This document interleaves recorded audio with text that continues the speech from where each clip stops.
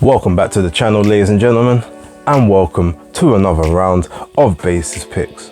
Or in this case, Basis Pick, because there's only one fight worth talking about this weekend as far as I'm aware, and when it comes to that fight, the undercard, there's absolutely no reason to address that. So, Tyson Fury versus Dillian Whyte. Now, if anyone watched the Undefeated podcast channel on Tuesday, you would have seen me do a breakdown with my boy Tony, the pugilist boy. However, with that, I'm gonna give, for the benefit of my channel, a quick little synopsis of how I see this fight going. First of all, I want to give little keys to victory, okay? So, Tyson Fury, what's his best ways to win this fight? So he's got a couple of ways. Now this is all predicated on him coming in around sort of the 260s, maybe the early 270s. I don't know what his weight's gonna be. Normally I do this on Friday after the weigh-ins, but Tuesday I'm gonna be out, possibly Friday evening. I might not have a chance to do it when I get home from work. So that's why we're getting it now. Tyson Fury, his best bet for this fight is to keep it long and to not engage, to not allow any like close quarters combat early on. Dillian obviously will be fresh, he'll be probing, he'll be looking to land heavy shots like pretty much all night up until he can't throw shots anymore. So Fury's got to use his feet, he's got to move, he's got to hit him, he's got to sort of hit him with a power level sort of 4 or 5. If it was a maximum of 10, up to that type of level, he's got to sort of keep it consistent, keep that jab popping out. If Dillian falls in, he's got to sort of then hit him with a quick uppercut, then grab hold, then see if he can push him back, see if he can wear it, see if he can lean on him. If Dillian falls in and falls a little bit off balance, he's got to try and lean on him again, like over the top. Maybe if he can get him in a headlock and grab and hold, turn him, hit a, maybe a little quick hit before the ref tells him to break, then move back again, rinse and repeat up until sort of the mid to late rounds when Whyte's gas tank might start to drain out a little bit.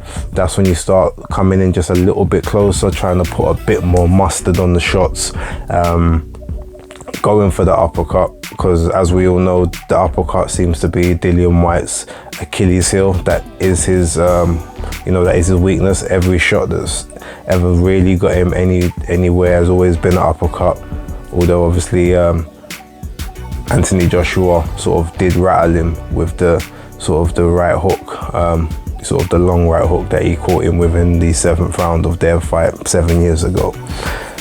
Now, for Dillian Whyte, how does Dillian Whyte win? Well, ultimately, he's got to get in close. Can't win from the outside. Could possibly win from mid-range, but he's really got to be more on the inside. Not necessarily in the pocket, but he's got to be close to it. Now, his way to get in there, he's got to be able to push his jab out, sometimes a double jab, so that he can step in behind it and not allow Fury to throw in between.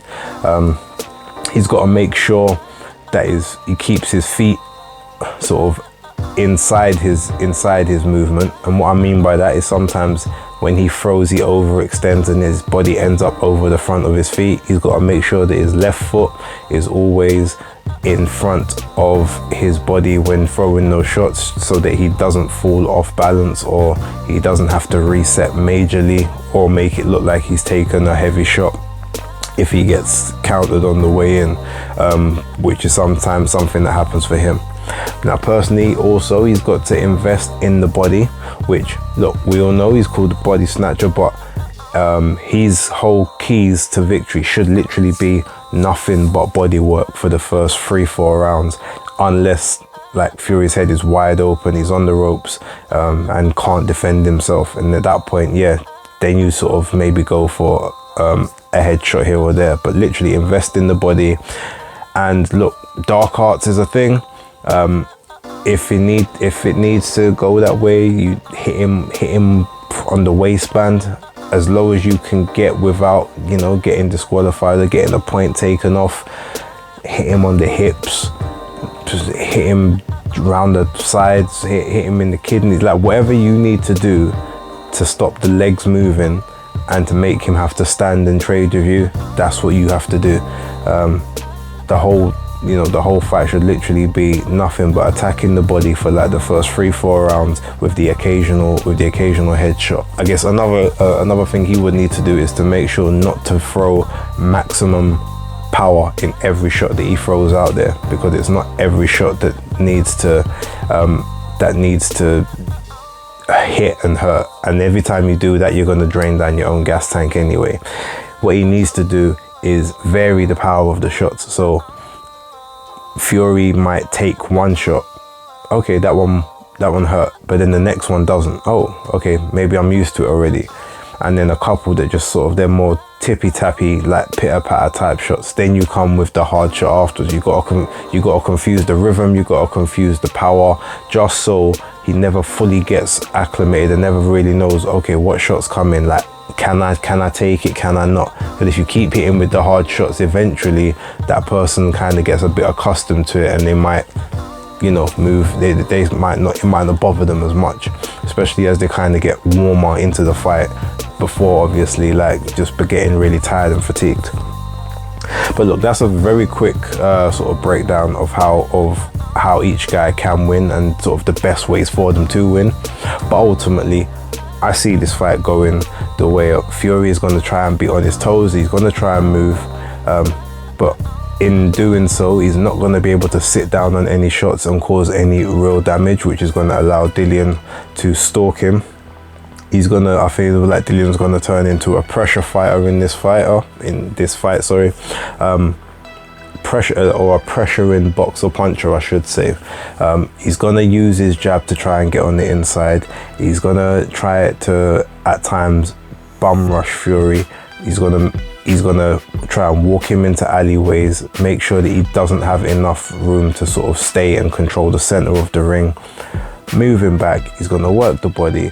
Fury's going to eventually try and trade with him. Once he tries to trade with him, that's where Dillian's going to be at his optimum. The body work is going to tell over the course of the rounds. He's gonna attack that body like relentlessly, because there's a lot of body to hit. His head might be quite sort of mobile and off center some of the time, but that body's always going to be there. I feel like Dillian's going to use a lot of roughhouse tactics to push Fury into corners whenever he can. Okay, here's how I see it going. I've predicted for the last 2 years that Dillian Whyte knocks out Tyson Fury, long before this fight was ever signed. I might put a piece of the video at the end of this one so that you can actually see it, but I think he gets the knockout, and I think it's between rounds 8 and 9. And I think up until that point, it's going to be a quite closely competed fight. We're looking at maybe a sort of a 4 rounds to 3. If it's like in the 8th, yeah, 4 rounds to 3. If it ends up being in the 9th, maybe even like a 4-4 or a possible 5 rounds to 3. Maybe Tyson Fury slightly being up, but Dillian very much being in the fight. But yeah, that's my prediction. I'm going for Dillian in rounds 8 to 9. It's not a wishful thinking prediction. I've thought about this like numerous times, and that's what I'm going for. So let's see if I get the rounds right. Let's see when hey, it could happen earlier, it could happen later, you never know. But like I said, keys to victory for me, Dillian's got to invest in that body from early, and he's got to hit him any and everywhere he can without getting disqualified to make Fury trade. I don't think Fury is going to be able to be on his toes all night and just outbox Dillian, so it will be a very interesting fight. But for now, I'll leave it there. I might be rambling a bit, apologies, as sometimes I do, but that is Basis Pick Locked.